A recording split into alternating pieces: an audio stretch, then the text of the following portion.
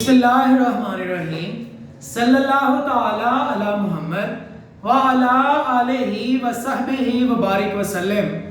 Students, आज हम economics के एक बड़े ही अहम जो है वो क्वेश्चन के ऊपर बात करने जा रहे हैं और वो है लॉ ऑफ वेरिएबल प्रोपोर्शन। ये लॉ ऑफ वेरिएबल प्रोपोर्शन क्या है?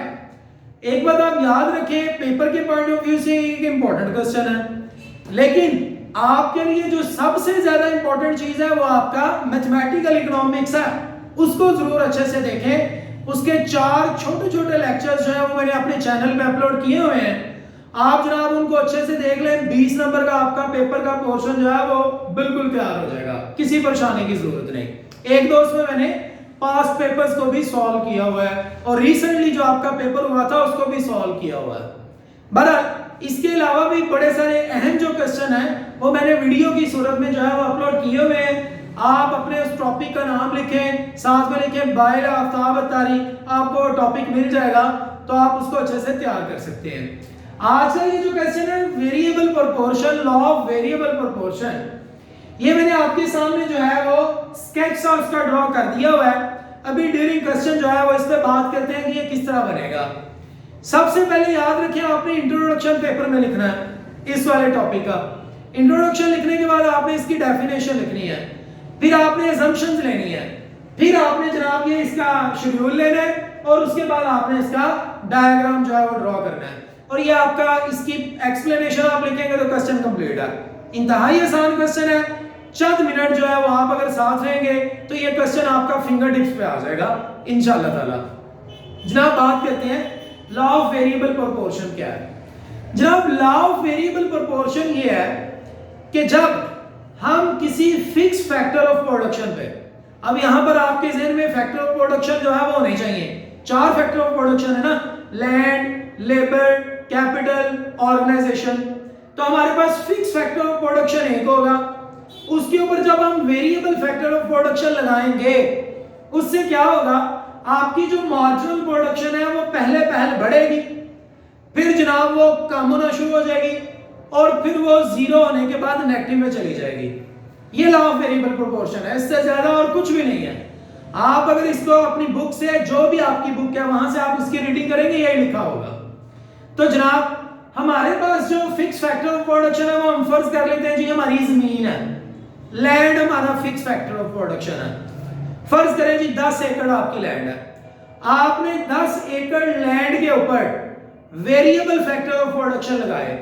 हम फर्ज कर लेते हैं हमारे पास वेरिएबल फैक्टर ऑफ प्रोडक्शन जो है वो लेबर है, मजदूर है, एक के बाद दूसरा, दूसरे के बाद तीसरा हम लगा सकते हैं। हमने जनाब फिक्स फैक्टर ऑफ प्रोडक्शन में जब वेरिएबल फैक्टर ऑफ प्रोडक्शन लगाए जमीन के ऊपर, जब हमने पहला मजदूर लगाया तो जनाब उसने जो है वो टोटल प्रोडक्शन जो भी की हमने याद रखें, जब हम बतौर स्टूडेंट इसको अपने इस शेड्यूल को तैयार करेंगे तो जनाब हमने पहले ना मार्जिनल प्रोडक्शन का कॉलम बना लेना है। मार्जिनल प्रोडक्शन का कॉलम बना लेने से आपके बाकी दोनों कॉलम इजी हो जाएंगे, आपको इशू नहीं होगा, ठीक है ना। और वैसे भी मार्जिनल प्रोडक्शन का कॉलम जो है ना वो थोड़ा सा ट्रिक के साथ है। ट्रिक क्या है कि आप यहाँ पर जो भी लिखना चाहते हैं ना, आपने इक्वल अमाउंट के साथ उसमें पहले इजाफा करना है, फिर आहिस्ता आहिस्ता कमी करनी है। देखिएगा जरा कैसे। जनाब हमने ना पहला जब मजदूर लगाया तो उसने जो है ना, पहले मजदूर ने जो प्रोडक्शन की वो जनाब उसने की, फर्ज कर ले 2 मन गंदम कर ले। हमने क्योंकि जमीन को फिक्स फैक्टर ऑफ प्रोडक्शन रखा है तो मजदूर को हमने वेरिएबल फैक्टर ऑफ प्रोडक्शन रखा है। जब हमने 10 एकड़ जमीन के ऊपर एक मजदूर लगाया तो उसने जनाब जो प्रोडक्शन की वो जनाब उसने 2 मन गंदम जो है वो पैदा की, 2 मन गंदम। जनाब हमने जब दूसरा मजदूर लगाया तो 1 और 2 11 होता है, तो जनाब हुआ क्या, दूसरे मजदूर ने 4 मन गंदम पैदा की। हमने तीसरा मजदूर लगाया, 6 मन गंदम पैदा हो गई। 2 के बाद 2 ही मजीद इजाफा किया, फिर 2 का इजाफा किया तो हमारी 6 मन गंदम पैदा हो गई। हमने जब चौथा मजदूर लगाया तो चौथा मजदूर लगाने से क्या हुआ जनाब, हमारी गंदम जो है ना वो चौथे ने पैदा तो की लेकिन 4 मन पैदा की।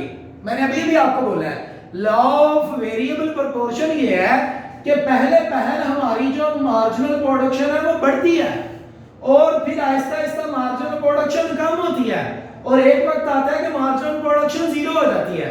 तो जरा देखिएगा, इसी बात को हमने यहाँ पर भी प्रूव करना है, इसी बात को जनाब हमने यहाँ पर भी प्रूव करना है, इसी चीज को आपने अपने इंट्रोडक्शन में भी लिखना है, इसी चीज को आपने अपने उसमें एक्सप्लेनेशन में भी लिखना है, डेफिनेशन में भी लिखना है। सिर्फ क्या होगा कि अल्फाज थोड़े थोड़े चेंज होते जाएंगे और कुछ भी नहीं होगा। शेड्यूल डायग्राम ये सही बना होगा, आपको काफी हद तक एग्जामिनर जो है वो आपके साथ जो है वो कोऑपरेट करेगा मार्क्स के हवाले से। तो जनाब पांचवा मजदूर लगाया, गंदम जो है वो और कम पैदा हुई। छठा मजदूर लगाया, फायदा ही हुआ। सातवां मजदूर लगाया तो प्रोडक्शन जो है वो उल्टा माइनस में चली गई। तो देख लें, तीन फेज है इस वक्त। पहले पहले आपकी प्रोडक्शन बढ़ी, फिर प्रोडक्शन कम हुई, जीरो पे चली गई और एट द एंड प्रोडक्शन जो है वो माइनस में चली गई। आप जरा देखिएगा टोटल प्रोडक्शन का कॉलम कैसे बनेगा। ये समझाने के लिए मैंने पहले इसका कॉलम बनाया है स्टूडेंट की आसानी के लिए, वरना हमेशा पहले ये कॉलम बनता है। लेकिन स्टूडेंट को यहाँ याद रखना जरा मुश्किल हो जाता है कि पता नहीं है किस तरह करना था। तो ये मैंने आपको बता दिया, आप दो दो का फर्क लेके पहले बढ़ाएं फिर कम करते हैं। तो जनाब जरा देखिएगा टोटल प्रोडक्शन कैसे होगी। 2 और 2 और 4, 6 6 और 6, 12 12 और 4, 16 16 और 2, 18 18 और 0, 18 18 और 2 -16। उम्मीद है आपको समझ आ गया होगा कि टोटल प्रोडक्शन का कॉलम जो है वो कैसे बना है। अब बारी है एवरेज प्रोडक्शन के कॉलम की। एवरेज प्रोडक्शन सर कैसे होगा जनाब? एवरेज प्रोडक्शन ये होना है, हमने टोटल प्रोडक्शन पर डिवाइड कर देना है इसको वेरिएबल फैक्टर ऑफ प्रोडक्शन को। देखना जरा, 2 डिवाइडेड बाय 8 क्या जवाब आया? 2। करो भाई जरा, 4 डिवाइडेड बाय 2, सॉरी ये टोटल प्रोडक्शन ये वाली लेनी थी, मैंने इसको कह दिया ये आपकी मार्जिनल प्रोडक्शन है। ये मार्जिनल प्रोडक्शन है और ये टोटल प्रोडक्शन है। टोटल प्रोडक्शन को डिवाइड हमने करना है किस पर? वेरिएबल फैक्टर ऑफ प्रोडक्शन पर। 2 डिवाइडेड बाय 1 2, 6 डिवाइडेड बाय 2 3, उसके बाद 6 डिवाइडेड बाय 3 तो आंसर आया 2। फिर 16 डिवाइडेड बाय 4 तो आंसर आया 4। 18 divided by 5 3.6। 18 divided by 6 3। 16 divided by 7 2.28 है। हम इसको 2.3 कर लेते हैं जी। ये जनाब हमारे पास शेड्यूल हमारा कंप्लीट है। अब जनाब हमने जो है वो इसका बनाना है डायग्राम। डायग्राम देखिएगा हमने कैसे बनाना है भाई। यहां पर आपने वेरिएबल फैक्टर ऑफ प्रोडक्शन को लेना है। हमारे पास वेरिएबल फैक्टर ऑफ प्रोडक्शन ये वाले हैं जिनको हमने मजदूर का है जनाब। एक मजदूर लगाया, दूसरा 3 4 5 6 7, ये हमने क्या लिखा है जी? Variable factor of production. और यहां पर हमने क्या लेना है? यहां पर टोटल प्रोडक्शन भी लेनी है, एवरेज प्रोडक्शन भी लेनी है और मार्जिनल प्रोडक्शन भी लेनी है। जनाब मैं यहां पर जो है ना वो फर्क ले लेता हूं। फर्ज करेंगे हम जो है वो मैक्सिमम, क्योंकि हमारे पास 18 है, हमने 18 तक जाना है तो 3 का फर्क ले लेते हैं जनाब। 3 6 9 12 15 18 और इस तरफ नीचे है तो -3 -6। अगर ये नजर ना आ रहा हो ना तो ये -6 है, याद रखिएगा ये -3 और नीचे -6। ओके हो गया जी। अब हमने ना सबसे पहले कॉलम बनाना है जनाब, इसका टोटल प्रोडक्शन का बना लें जी। सबसे पहले हमने को ड्रॉ कर जो कर्व ड्रॉ करना है वो टोटल प्रोडक्शन का कर लें। सबसे पहले आपके पास क्या है जी?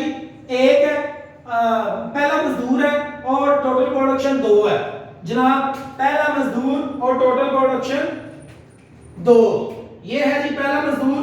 ये 3 है, 3 से थोड़ा सा नीचे जो है वो पॉइंट बनेगा। आप लोग जब स्केल यूज करेंगे प्रॉपर जो है वो इनका फर्क रखेंगे तो आपको जो है वो बिल्कुल 100% एग्जैक्ट बनेगा। जनाब ये बन गया, मतलब 3 से थोड़ा सा नीचे हमने बनाया। उसके बाद दूसरे मजदूर पे टोटल प्रोडक्शन 6 है, दूसरे मजदूर पे टोटल प्रोडक्शन 6 है, तकरीबन ये भाई को गलती हुई तो आप, क्योंकि हम बिल्कुल एक एस्टिमेशन के साथ चल रहे हैं, तो आप कैलकुलेटर उसका यूज कीजिएगा अपने स्केल को, तो बिल्कुल दुरुस्त बनेगा। उसके बाद जनाब तीसरा मजदूर है तो 12, तीसरे मजदूर पे 12 तकरीबन जो है वो ये पॉइंट बनेगा। फिर चौथे मजदूर पे टोटल प्रोडक्शन जो है वो 16 है, चौथे मजदूर पे टोटल प्रोडक्शन 16 है, 15 तो 15 से थोड़ा सा ऊपर जो है वो चला जाएगा। उसके बाद जनाब छठा मजदूर है, पांचवा मजदूर है तो उस पे टोटल प्रोडक्शन 18 है, पांचवें मजदूर पे टोटल प्रोडक्शन 18 है, तकरीबन ये वाला पॉइंट बन जाएगा। उसके बाद छठे मजदूर पे फिर से टोटल प्रोडक्शन 18 है, ये वाला पॉइंट बन जाएगा जी छठे पे। उसके बाद फिर भाई सातवां मजदूर है तो सातवें मजदूर पे टोटल प्रोडक्शन जो है वो 16 कम हो गई है, तो 15 से थोड़ा सा ऊपर ये जनाब।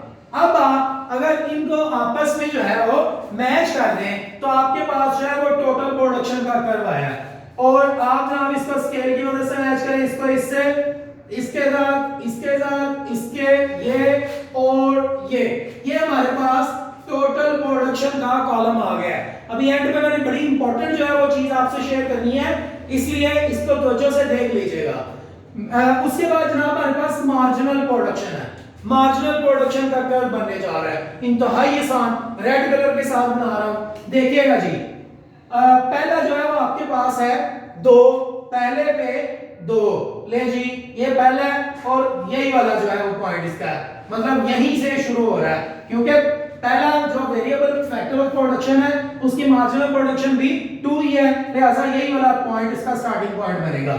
दूसरे फैक्टर ऑफ प्रोडक्शन पे हमारी मार्जिनल प्रोडक्शन 4 है, दूसरे पे 4 है, मतलब ये 3 है, फिर ये 4, ये 5, तो 3 से थोड़ा सा ऊपर ये वाली जनाब हमारा पॉइंट बन गया। उसके बाद जी तीसरे पे 6 है, तो जनाब तीसरे पे 6 है, तकरीबन ये वाला पॉइंट। फिर उसके बाद जनाब चौथे पे 4 है, जनाब चौथे पे 4 है, तो वापस 3 से थोड़ा सा नीचे ऊपर। उसके बाद जनाब पांचवें पे 2 है, तो ये पांचवें पे 2, ये 3 है, तो 3 से थोड़ा सा नीचे बनेगा।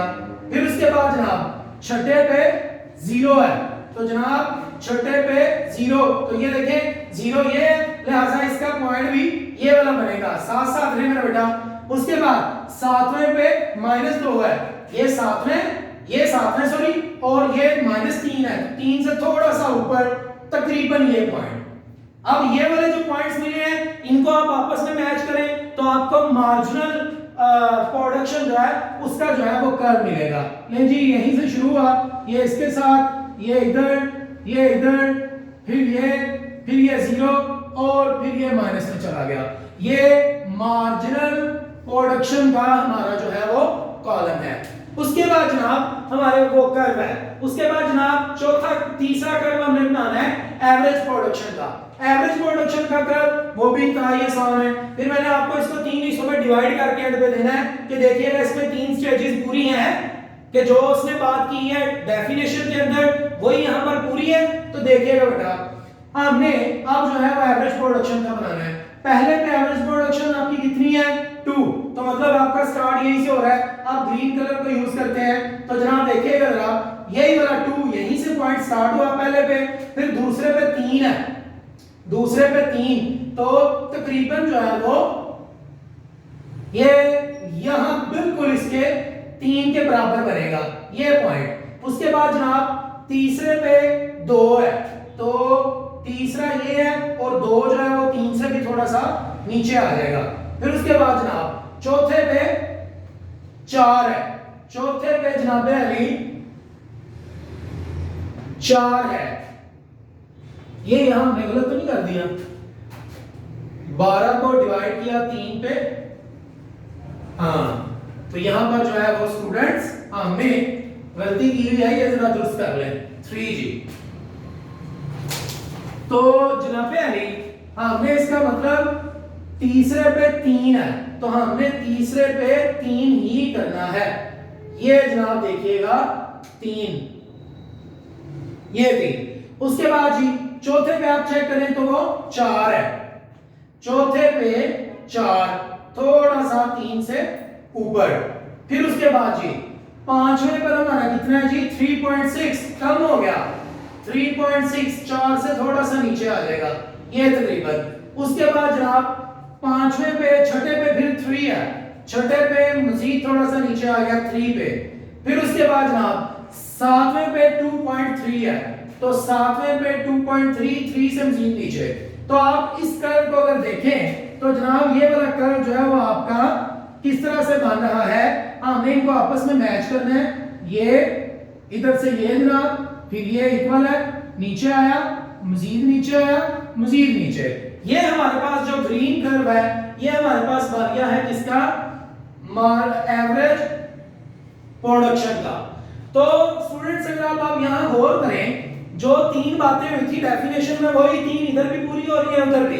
देखिएगा जरा कैसे 3 देखिए जनाब, हमने कहा था कि जब वेरिएबल फैक्टर ऑफ प्रोडक्शन को फिक्स फैक्टर ऑफ प्रोडक्शन पे लगाया जाता है तो पहले जो मार्जिनल प्रोडक्शन है वो बढ़ती है।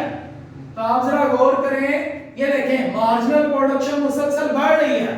दूसरा फेज ये आता है कि जो हम वेरिएबल फैक्टर ऑफ प्रोडक्शन को बढ़ाते हैं तो हमारी मार्जिनल प्रोडक्शन कम होना शुरू हो जाती है। ये देखें इसके अंदर मुसलसल कम हो रही है। और तीसरा फेज ये है कि जब हम मार्जिनल प्रोडक्शन जो है इसको वेरिएबल फैक्टर ऑफ प्रोडक्शन मजीद बढ़ाते हैं तो हमारी मार्जिनल प्रोडक्शन माइनस में चली जाती है। ये जनाब हमारे पास पहला फेज है, ये हमारे पास दूसरा फेज है और ये हमारे पास तीसरा फेज है। 3 फेजेस हैं आपके पास यहाँ पर भी आप चेक करें तो आपके पास जो है वो 3 ही फेजेस हैं। यहाँ पर 3 फेज कैसे हैं आप जरा गौर करें। तो जब हमारे पहला फेज था तो हमारी मार्जिनल प्रोडक्शन जो है वो क्या हो रही थी, बढ़ रही थी मुसलसल। तो जनाब ये हमारे पास जो है वो पहला फेज है, ये वाला पहला फेज है, फर्स्ट फेज।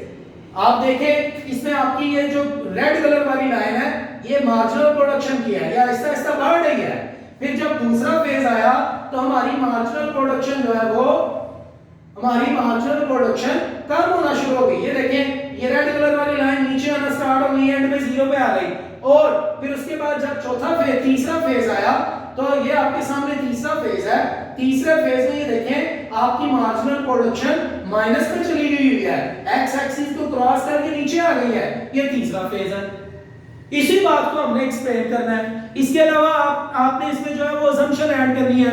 हर बुक के ऊपर असम्पशन मौजूद है, मेरे पास 1-2 असम्पशन है, मैं वो भी पढ़ देता हूँ। जनाब असम्पशन है कि हमने ये फर्ज करना है कि साइंटिफिक इंप्रूवमेंट ना हो, क्योंकि अगर साइंटिफिक इंप्रूवमेंट हो गई तो हो सकता है कि जो बाद में आने वाला मजदूर है उसको हम जदीद किस्म की जो है वो लाते हैं और वो प्रोडक्शन करे तो प्रोडक्शन कम होने की बजाय जो है वो ज्यादा हो जाए। इकोनॉमिक्स है ना, ये अज्यूम कर रहे हैं, जरूरी तो नहीं कि ऐसा ही हो। एक सब इकोनॉमिक्स की सबसे बड़ी जो है वो इसका फ्लॉ ये है कि जनाब हमें अज्यूम करना पड़ता है। फर्ज करें जी ऐसा हुआ तो हम फर्ज ही कर रहे हैं कि जो हमने मजदूर ज्यादा किए तो हम फर्ज कर रहे हैं कि पहले प्रोडक्शन ज्यादा होगी, फिर प्रोडक्शन कम होना शुरू होगी और फिर प्रोडक्शन माइनस में चली जाएगी। तो असम्पशन कहते हैं इसको कि हमने फर्ज करना है। तो जो चीजें आपके पास मौजूद हैं वहां से इसको तैयार करें। होप सो कि आपका ये पॉइंट जो है वो क्लियर हुआ होगा। पेपर के पॉइंट ऑफ व्यू से एक अहम क्वेश्चन है, जितना अहम है उतना आसान भी है। तो आप जो है वो मजीद वीडियोस के लिए आफ्ताब अतारी ऑफिशियल के साथ जुड़े रहें।